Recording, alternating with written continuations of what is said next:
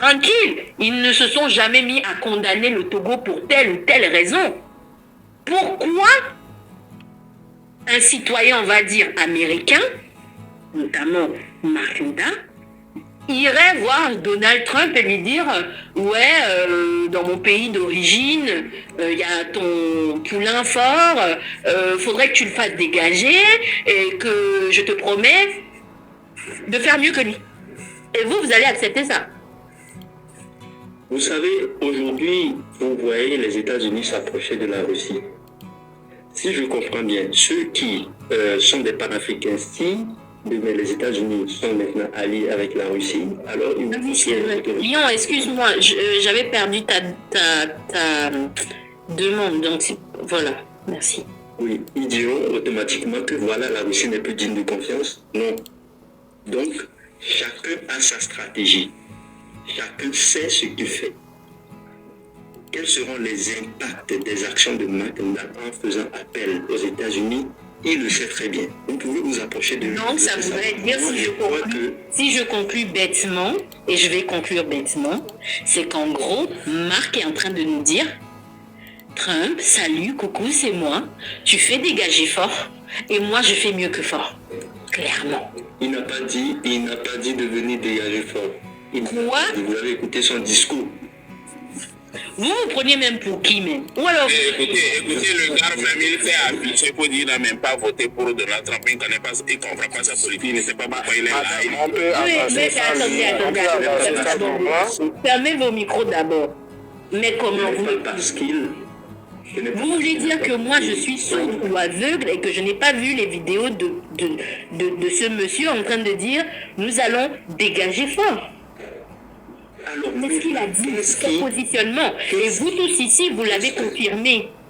Donc, moi, je conclus bêtement, et on va passer la parole à quelqu'un d'autre. Si, j'ai conclu bêtement. Qu'est-ce que vous avez compris? Qu'est-ce que vous avez compris de... Ce que je vais conclure bêtement sur votre analyse, c'est que voici un champion qui est américain, on va dire togolo-américain ou américano-togolais, qui nous dit que lui, puisqu'il se présente avec toujours les deux drapeaux, que ses alliés potentiels, c'est principalement les États-Unis, qui sont déjà alliés avec le pouvoir en place. Par conséquent... En quoi? Qui sont les alliés? S'il vous plaît, essayez de nous éclairer. Non, ma question elle est simple. Donc aujourd'hui, tu me demandes en quoi le Togo est allié avec les États-Unis. Jean, vous ne savez pas que le Togo est allié avec les États-Unis? En quoi? Je suis désolé pour toi. Désolé pour toi, je ne vais pas refaire ton éducation. Ok, on va passer à autre chose. David Hérault, on t'écoute.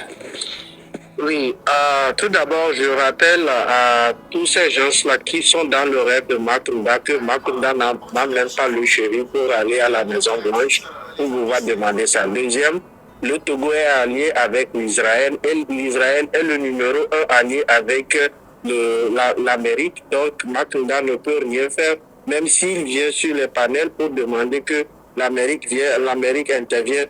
Même ça, dans son rêve, ça ne peut jamais arriver.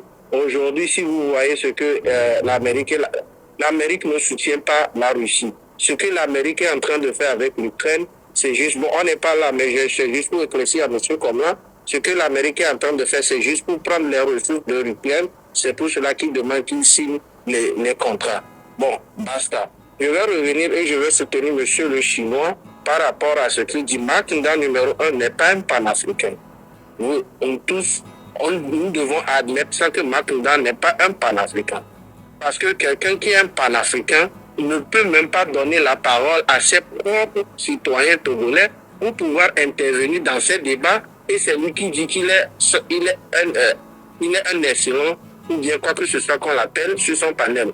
Numéro 2, au lieu que nous perdons nos énergies à pouvoir critiquer ce monsieur qui n'a même pas l'idée politique, qui n'a même pas des alliés, qui n'a même pas de stratégie, je pense que l'apport de M. Chinois, c'est de chercher quelqu'un d'autre ou bien c'est de chercher des solutions à laquelle nous pouvons apporter nos soutiens. Il n'y a pas des actions civiques au Togo qui peut maintenant aujourd'hui appeler la population, a dit ce monsieur, par exemple, je veux parler de le monsieur de ce côté-là, l'opposant de monsieur. On a vu ses actions. Il était sur le terrain. Et le moment où nous devons passer à l'acte, on les avait demandé de venir faire le dialogue. Ce qui manque aux opposants togolais, ce qui manque jusqu'au jour d'aujourd'hui, à nous les Togolais, c'est qu'on n'accepte pas à aller au dialogue avec le parti au pouvoir. Allez au dialogue, faire vos propositions. Si ça ne vous arrange pas, revenez et proposez d'autres choses. Ils refusent toujours et toujours. Je dis et je répète, c'est à l'ancien code qu'on tisse la nouvelle code. Aujourd'hui, Makinda n'a aucune relation avec, je répète, avec des anciens politiciens togolais. Donc, en aucun cas, il ne peut jamais avoir peut-être un allié local ou bien un allié international. Il ne peut pas, il n'a aucune idée de la politique. Il parle, la politique est dans tout. Il parle seulement parce qu'il est là, il peut suivre. Comment quelqu'un qui est là, quand on lui demande, il dit, va sur Google, voilà ce que Google nous dit. Non. Et cette personne-là veut apporter quel soutien à qui? Il n'accepte pas que les autres apportent leur solution ou bien lui proposent des choses qui peut dire, on va réfléchir sur ça.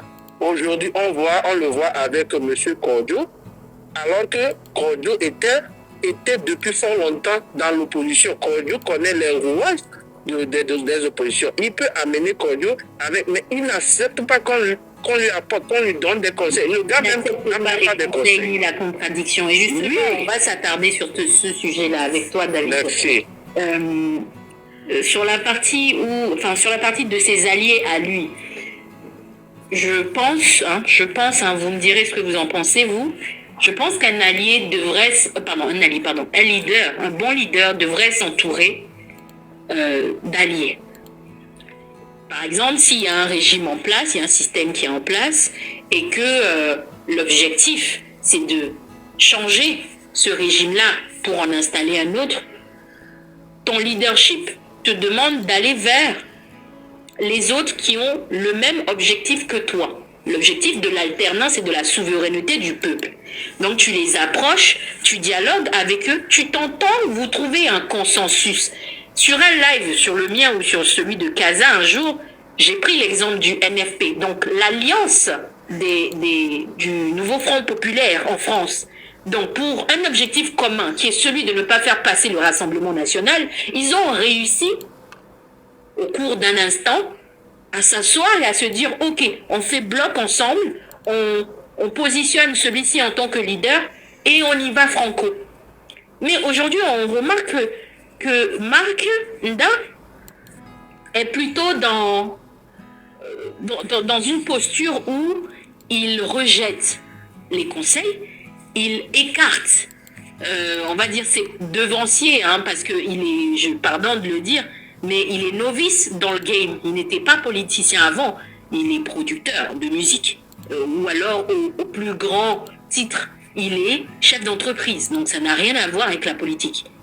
Donc pourquoi ne pas conserver de bonnes relations avec tes alliés, ou alors les personnes qui ont commencé avec toi au début, de trouver un accord, de discuter. Mais on voit un leader qui prend la parole constamment, et je trouve un peu trop d'ailleurs bavard, et qui rejette et qui expose ses anciens camarades. Et ça, je trouve ça dangereux. Donc David, je te laisse terminer. Même vous en commentaire, vous pouvez me dire ce que vous en pensez, mais soyez de bonne foi, ne soyez pas de mauvaise foi, sinon je vous bloque. Effectivement, vous avez déjà presque tout dit.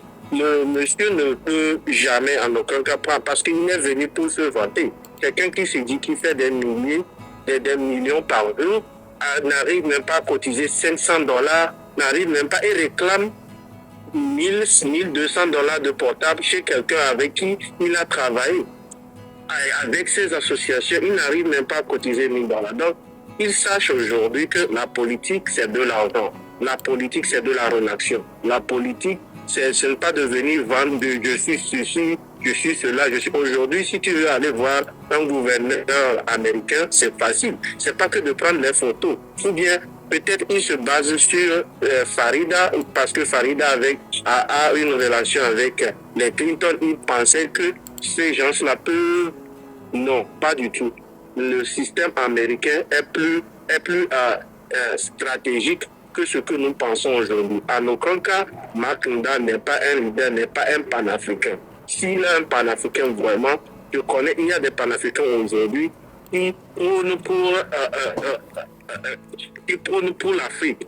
Marc Nda n'a aucune relation, alors que ces gens-là, ce sont des personnes qui sont faciles à approcher, qui sont faciles à pouvoir nouer des relations avec. Mais Marc Nda ne le fait pas. Donc aujourd'hui, Marc Nda n'est pas un panafricain. Je le dis, je le répète, Marc Nda n'est pas un panafricain. Il n'a qu'à aller dormir et suivre les autres faire la politique. Merci. Merci David. On va écouter, je ne sais plus dans quel sens vous avez monté, les amis. Innovative, lui, pardon. Innovative, ensuite Sambaté, puis Lyon. Lyon. Vas-y. Bonsoir tout le monde. Bonsoir. Ok, d'accord. Moi, quand j'ai vu le thème, excusez-moi, j'ai juste un peu rigolé. J'ai ricané plutôt. Parce que je me dis, en réalité, pour pouvoir être présidentiable, il faut avoir un leadership. Tapotez le live, s'il vous plaît. Tapotez le live. Et ceux qui ont mis des œillères dans leurs oreilles là pour ne pas écouter, hein, ça ne sert à rien de vous éterniser sur ce live. Donc, voilà, donc un leader, quelqu'un qui est présidentiable déjà, il doit avoir un charisme, il doit avoir un leadership, et puis il doit avoir le sens de l'écoute. Le sens de l'écoute, c'est important pour quelqu'un qui se dit présidentiable ou bien qui a besoin de diriger en fait des personnes. Mais quelqu'un qui n'écoute pas, qui ne fait qu'à sa tête, je pense que ce n'était même pas la peine que les gens continuent d'écouter, parce que moi, j'aime à tous ceux qui l'écoutent toujours, qui le suivent. Quand il dit l'écouter, bon, on peut l'écouter, mais qui suivent toujours, qui sont toujours dans son idéologie, qui n'a pas de sens, je pense que j'ai mal pour eux, personnellement, parce que je trouve qu'il serait intéressant qu'on arrête les bêtises en fait. C'est vrai, on est sur TikTok, c'est un réseau où on crée du buzz, c'est bon, on rigole, on prend du temps, mais à un moment donné, il faut savoir qu'on est dans l'avenir d'un pays. Ça dit qu'il y a des gens qu'on veut diriger, il y a des gens qu'on veut mener à quelque part. Donc il faudrait que, en réalité, on soit honnête. Parce qu'il y a beaucoup de gens, parce que on parle mal de fort, je suis preneur. Parce qu'il insulte fort, je suis preneur. Parce qu'il y a beaucoup de gens qui sont dans le train juste parce que le gars, il est contre fort. Et moi, j'ai toujours dit, et c'est ça qui cause le problème jusqu'à aujourd'hui, c'est quoi? Les gens ont toujours dirigé leurs problèmes contre une personne. Contre une personne. Et à chaque fois, ça va toujours se passer ainsi. Pourquoi? Parce que tant que les gens ne vont pas se battre pour que le système soit correct, ça va toujours. Mais vous sautez le chauffeur, mais là, le véhicule reste en fait. Donc moi, je pense qu'il n'est pas présidentiable. En aucun cas, tous ceux qui vont trouver ça, qu'il est présidentiable, déjà, je n'ai jamais vu. C'est la première fois dans ma vie de croiser un leader qui traîne sur TikTok et qui répond à tout, qui refuse d'écouter, qui sort des buzz, qui sort des messages qu'il a échangés, des messages personnels, ça c'est des infractions, des messages personnels qu'il a échangés avec des gens et qui les affiche en ligne. Ça, il faudrait qu'ils sachent que dans le code togolais, peut-être, je ne sais pas aux États-Unis c'est quoi, mais dans le code togolais, c'est une infraction. Donc je pense que c'est un hors-la-loi, je l'ai dit la dernière fois, un hors-la-loi, il ne peut pas déjà venir. Et en plus, pour ne pas trop traîner, pour ajouter qu'il était déjà un hors-la-loi avant de quitter le Togo parce qu'il avait un casier chargé.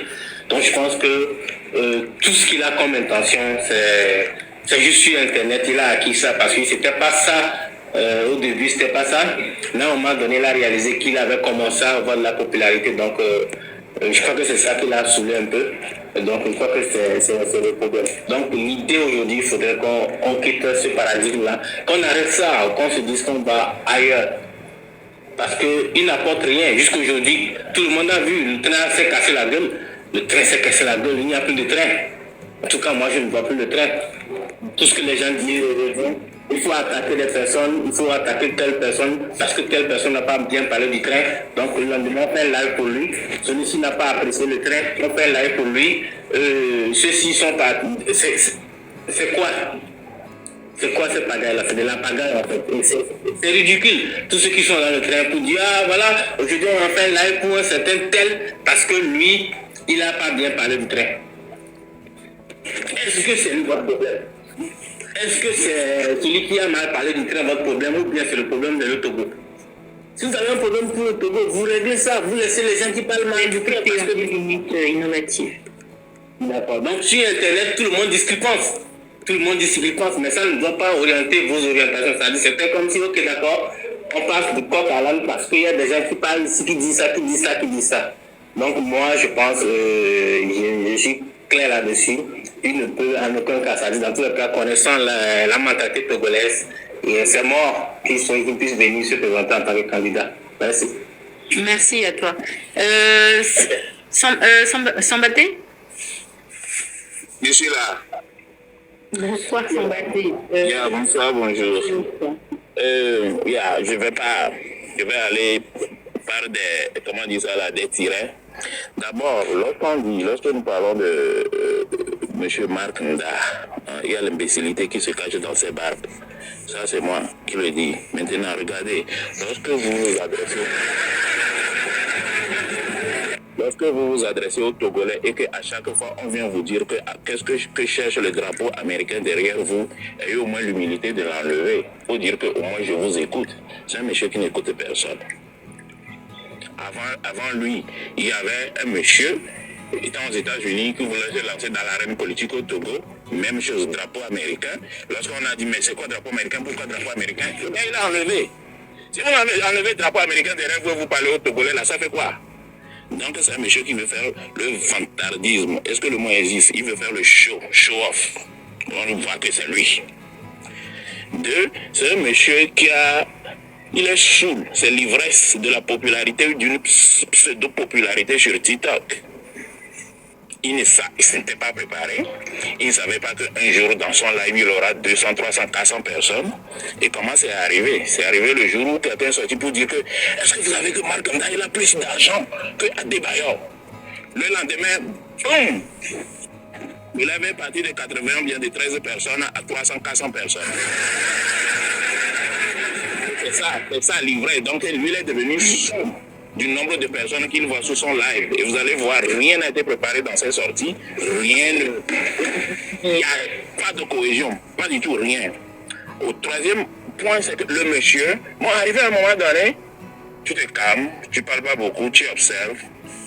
Et puis tu viens avec une certaine logique, une certaine analyse, une certaine finesse dans la communication. Mais non. Parce qu'il voit 400, 500 personnes sur ses lives. Et puis bon voilà, il est là, il oppose tout le monde, il divise plus qu'il ne munisse les gens. Et c'est ça le danger chez lui. Maintenant, on peut citer beaucoup d'exemples. Lorsque dans ces prises de parole, lui ou ses acolytes ou ses adeptes du train, ils ne font rien que la violence aux autres. Nous allons les prendre, nous allons les tuer, nous allons les soumettre au vindicte populaire, ils seront pendus, ce sont des punaises, des pays togolais. Mais en quoi est-ce que ça construit? Ça va construire le Togo de demain. Maintenant, le vrai problème, chers amis, pour pouvoir parler du Togo, en particulier d'une manière générale de l'Afrique francophone, le vrai problème, ce n'est pas ceux qui sont au pouvoir. Attaquons à la racine. Je crois l'avoir attendu ici. Lorsque nous ne nous attaquons pas à la France-Afrique, tout ce que nous allons voir, ce serait du blim blim blim. Nous ne pouvons pas nous industrialiser. Nous ne pouvons pas développer nos économies. Nous n'avons pas un levier. Vous n'avez pas le contrôle de la monnaie. Comment vous allez développer votre économie? C'est là le vrai problème. C'est à ça qu'il faut s'atteler. C'est à ça qu'il faut s'attaquer. Celui qui viendra avec ces idées-là, vous allez voir que non seulement il aura les Togolais, parce qu'il y a des gens qui sont sur ce panel et ne savent pas de quoi nous parlons, tels que les Comlans. Lui déjà n'a pas encore une culture assez poussée. Et puis, il est dogmatisé dans le train. Comprenez? Et puis ils sont nombreux comme ça. Lorsque vous commencez pas à parler de ces problèmes, non, c'est pas ça le problème. Notre problème, c'est fort. C'est le pseudo qui dérange. C'est le patronyme de Nyasingbe qui dérange les Togolais. Chers amis, nous devons dépasser ça et attaquer le vrai problème du Togo. Sinon, lorsque nous allons rester sous le joug, lorsque nos pays, j'aime bien les termes de quelqu'un qui dit que nos pays francophones d'Afrique, là, ce sont des anglo-coloniaux.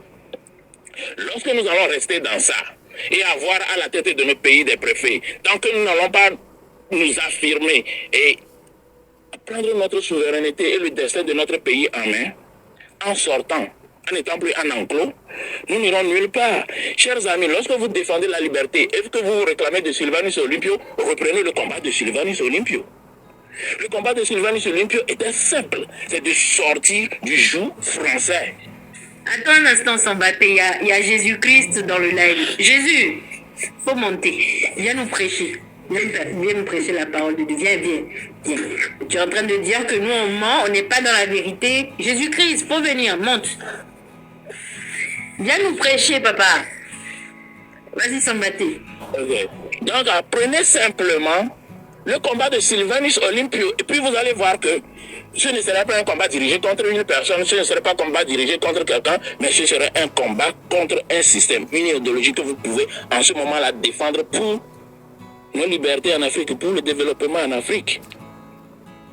Sinon, ce que nous lisons aujourd'hui, 4 000 milliards de taux d'endettement, si on veut continuer par construire les routes, si on veut faire ceci, mais ce taux d'endettement-là ne va que galoper. On n'ira nulle part avec. Le système actuel dans lequel nous sommes ne nous permettra jamais de nous développer si nous ne nous débarrassons pas de celui-là qui est le vrai problème du Togo. Et donc, retournons en arrière, réactualisons-nous et prenons simplement... une minute sans battre. Oui, là, et reprenons simplement le combat de Sylvanus Olympio et puis ce sera tout. C'est ce que sinon, vous allez rester 60 ans au pouvoir, vous n'allez rien faire. Les gens vont venir, les enfants qui vont naître 30 ans avant vont venir vous dire que vous n'avez rien fait parce que vous ne pourrez rien faire. Même si vous prenez le pouvoir aujourd'hui. Et ce sera comme ça. Merci Sambaté. Jésus-Christ, tu ne montes pas. Jésus, ils nous démonté. Il faut venir nous prêcher la vérité. Jésus-Christ du train là, viens, monte. Monte nous dire la vérité, papa. Viens. Nous on est des menteurs. Viens nous évangéliser, comme ça on va connaître la vérité. La vérité va nous affranchir, ça nous rendra libres. Comment tu t'appelles Christ? Et puis tu mets dans mon commentaire que toi, nous on est des menteurs. Comme toi tu as la vérité, viens nous démentir. Bref, on va écouter Lyon. Comment, qu'est-ce que tu veux? Je vais vous parler de quelque chose et puis je descends. Juste quelques secondes. Vas-y. J'aimerais vous dire une chose. Vous savez, quand moi je monte dans des lives, j'aimerais qu'on me permette d'aller jusqu'au bout de mes arguments. Parce que vous ne pouvez pas m'arrêter sur mon niveau là. Certaines personnes comme Sambaté qui n'a absolument rien à dire, venir dire des choses sur moi. Non. D'accord. Surtout il vient de me poser des questions dans les commentaires. Moi, je sais qui je suis. Tu as posé des questions. J'ai pas trop compris en fait. Il me pose des questions sur les relations entre le Togo et les États-Unis, les échanges commerciaux. Qui? Est-ce que je sais Sambaté? Ok. Il faut rectifier ça. C'est le monsieur lui-même qui est venu pour dire quels sont les échanges commerciaux entre, et moi j'ai répliqué, quels sont les échanges commerciaux d'abord entre vous, Africains, entre le Togo et les autres pays d'Afrique. Le Togo, les pays africains, le Togo fait des échanges de la réexploitation de cette... Mais c'est de ça nous parlons, monsieur. C'est de ça nous parlons. Vous ne pouvez pas commencer par dire, parce qu'il n'y a pas de relation, il n'y a pas d'échange commerciaux, il n'y a pas ceci. Vous n'échangez rien entre nous-mêmes. Entre nous-mêmes Africains, nous n'échangeons rien. Nous ne produisons rien pour échanger quoi que ce soit. C'est là le problème. Maintenant, pourquoi nous ne produisons pas? Pourquoi nous ne produisons pas? Arrêtez de parler d'alliés. Lui, là, sa question, c'est quels sont les alliés? Pourquoi nous parlons d'alliés ou de partenariats? Arrêtez ça. On ne peut pas discuter avec toi. Moi, je ne peux pas discuter avec toi. Parce que tu es un culte. Sambaté, donc c'est ça, quand je monte dans vos lives, permettez-moi de parler à l'autre. Parce que si vous m'empêchez de dire tout ce que Pardon, je veux Mawaba Paul, s'il vous plaît, non. fermez votre micro. Quelqu'un est en train de parler avant vous. Oui, comment, vas-y. D'autres vont penser comme Sambaté que non, je n'ai pas d'argument, le train m'a... Non, je ne suis pas ce genre de personne. La preuve, je n'ai jamais dit ici que je... Au revoir, Jésus-Christ. Au revoir. Ou Marc est mon leader, tout non. La personne a une idéologie et je suis cette idéologie-là. Je crois que c'est ce qui est bon pour le Togo. Alors je suis cela. Ça ne veut pas dire que je suis emprisonné dans quoi que ce soit. Non, jamais. J'ai un esprit libre. C'est pourquoi quand je monte, permettez-moi de parler. librement. Je finis ce que je dis et puis vous pouvez... Bien vu, votre temps de parole, non, c'est pas on va tout faire empêcher Ok, de parler. merci Komlan. On a bien compris. La prochaine fois que tu viendras, on te laissera parler. Ça marche. Lyon, on t'écoute.